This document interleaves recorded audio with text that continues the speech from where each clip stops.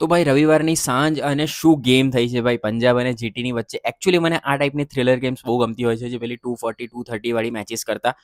Punjab Kings ભાઈ, એ લોકો 8 ઓવરની અંદર 47 રન પર 5 વિકેટ હતા. શ્રેયસ અય્યરની પણ વિકેટ એની અંદર હતી. તમને હજુ એનું મહત્વ નહીં ખબર પડે, પણ આ એ જ લોકો છે જે પાવર પ્લેની અંદર ગેમ લઈ જતા હોય છે ઓપોઝિશનના હાથમાંથી, ને એ બધા ડગઆઉટની અંદર હતા. આ ટાઈમે જરૂર હતી એક મેચ્યોર ઇનિંગ રમવાની, અને ત્યારે એક નામ આવ્યું સામે, સૂર્યાંશ શેડગે.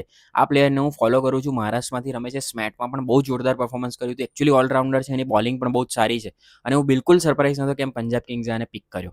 શું મેચ્યોર ઇનિંગ રમી છે યાર. 120ના સ્ટ્રાઇક રેટથી પહેલા રન કર્યા, અને પછી માનવ સુથારની એ ઓવરની અંદર ટેક ઓન કર્યા, 25 રન કર્યા.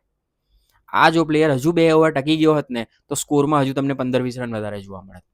અગેન જીટીએ ફાઇટ બેક કરી, અને ફરીથી સ્ટોઇનિસ અને માર્કો યાન્સને છેલ્લે જે ફિનિશ આપ્યું, 165 રાઉન્ડ સ્કોર લઈ ગયા. આ સ્કોર એકચ્યુઅલી ઇઝી ચેઝ હોવો જોઈતો હતો ગુજરાત ટાઇટન માટે, પણ આ મેચને એ લોકો 20 ઓવર સુધી લઈ ગયા.